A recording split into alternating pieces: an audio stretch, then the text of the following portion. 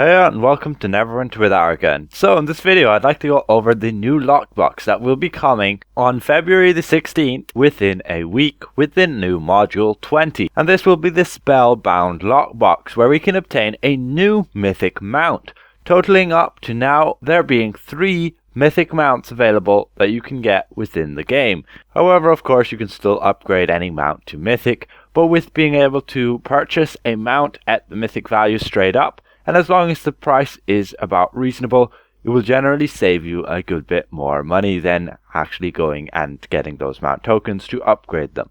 But of course it will depend on the cost. So what's this new mount, you say? Well, here we have the new lockbox, the Spellbound Lockbox, and we can obtain, oddly enough, a Witch's Cauldron as a legendary mount, and also a mythic mount. We have the Hag's Hexing Cauldron, and we have the Hag's Cooking Cauldron. And along with that, we have a new companion, this Displacer Beast.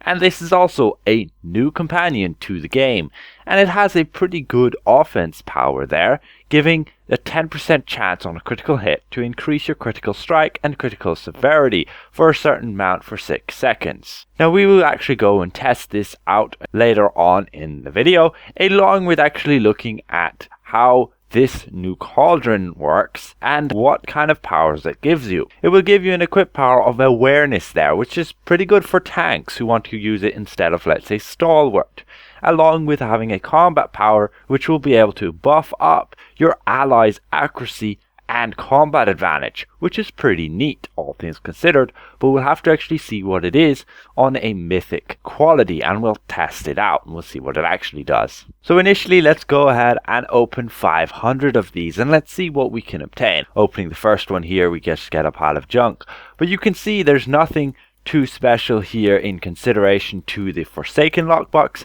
It's pretty similar in regards to giving you the amount of trade bars. As we can see scrolling down here, it will give you rewards up to 1,000 there, so mainly giving you about 25 to 100 trade bars normally, and then jackpots are like 500 to 1,000, and outside of that it's just giving you cubes, insignias, genie gifts, mount and companion tokens, rerolls, scrolls, etc., which is actually really good. And it's the same as the Forsaken lockbox, which they just recently came out with that mythic bear.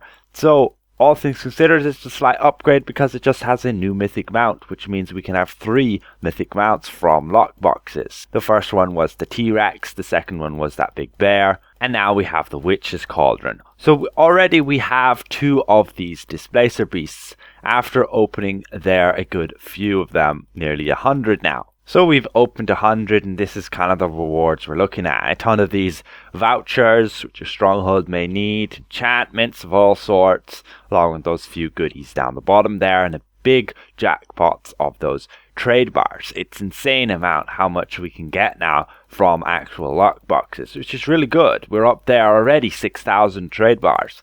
We've only just opened over 100 of these boxes. So all things considered, lockboxes are not that bad, but I really hate the gambling aspect of them. I would prefer they have a reward system where, like, it gives you a currency every time you open them, and with that currency you can literally buy anything from within the lockbox, if you know what I mean, giving you a guarantee you'll get what you want from a lockbox. And outside of that, you wouldn't have all this gambling. And as it is, lockbox keys are just insanely priced on the Zen market. However, with VIP, you can generally get 30 of them within every month, and all things considered, that's pretty good. Now, we do have 3 Displacer Beasts there, but it doesn't seem we have had any drops of those new cauldrons yet, and we've opened over nearly 150 there. So what it's looking for this lockbox, it's nowhere near as good as what we had before. So there we go, we finally got our first Hag's Hexing Cauldron, and this has taken us over 270 keys just to obtain this mythic mount, and we were able to obtain those mythic bears, at least one within 100. So it looks like the odds on obtaining this have decreased, and I don't think I'm the only one who has also had this as well. We'll finish off opening these lockboxes and see what we can get. We do have over 15,000 of those trade bars now, which is great. You could consider those rank 15s which you can obtain with 1000 of the trade bars to be worth about 2 million. And considering things, we're opening these lockboxes and we're there at 17,000. That's 34 million astral diamonds if you just consider the trade bars. Not bad, but we are spending a lot of these keys and it will take you a long time to save up 500. So we're just getting to 400 of them opened already. We still only have one mythic mount and no sign of any legendaries.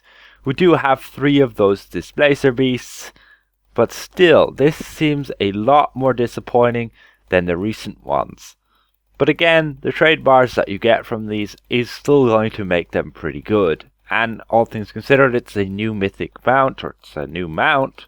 People are going to be wanting to have it, even just for its cosmetic value. But it's definitely going to be a lot more expensive than, let's say, the Siege Bear or the T-Rex. The T-Rex has been going up in price since the lockbox has been totally outclassed by the Forsaken one with the amount of trade bars you get from it, so nobody's opening those anymore. It's same with all the other lockboxes. Nobody's opening them anymore because they don't have all of these trade bar options, which are insanely good. But there we go. We've opened 500 of these lockboxes, and this is all the rewards we have obtained. All things considered, it's pretty disappointing. We have got a bunch of those displacer beasts. I believe we got, 3 of them total there. That's them all here, along with a mythic hexing cauldron. Now I'm going to bring these over to a different character, a character which has 100% bolster in companion and along with mounts, and thus we can actually see what these do. So we'll go showcase them with you guys there. First I'll just quickly scroll through all of these rewards, and this is opening 500 of these lockboxes. This is very disappointing in my opinion at what the drop rates are. So here we are in the new Sharandar hub zone, and we'll go and we'll equip this mythic mount on our character along with the new displacer beast. So we go to the appearance and let's go and equip this hag's cauldron and see what it's like to jump around with inside a cauldron. So here we are, and it seems to be just like this. No walking animation. We just seem to float above the ground a little bit.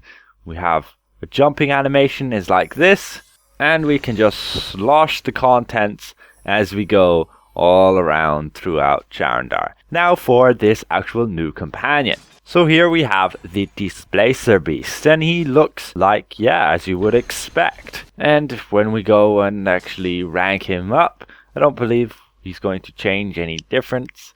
You can change the look of him here, different colors, and that's pretty much it. And then we can go and upgrade him all the way to Mythic, first to Legendary, and then finally to Mythic. There we go. Then here we have him. Now, these are his stats. He's going to have nothing special. And his actual attack powers, he's just going to be attacking with his claws. And then he has his tentacle sweep. Other than that, he has nothing really special about it. He will cause a bleed on the target for a short duration, but nothing that's going to buff up your own damage, etc. But looking at the actual offense power that he has, we have Pouncer's Instinct. On a 10% chance on a critical hit, we will increase our critical strike and critical severity by 3.75% for 6 seconds. Not bad, but let's go and actually test this companion out on a dummy and actually see how often we can get that to proc. So here we are in the stronghold, and we're going to go and test him out, this displacer beast, on these bunch of dummies here. So we go and we attack them, and he enters in combat. That was his tentacle attack there. There's definitely nothing too special with him there. Now I don't have anything that's going to buff up his damage too much. You can see my stable, I don't have any of those warlord inspirations, and in my companion tab here I don't have anything that's going to buff up like those indomitable runes, so it's going to buff his damage. So that's pretty much his base damage with no player buffs.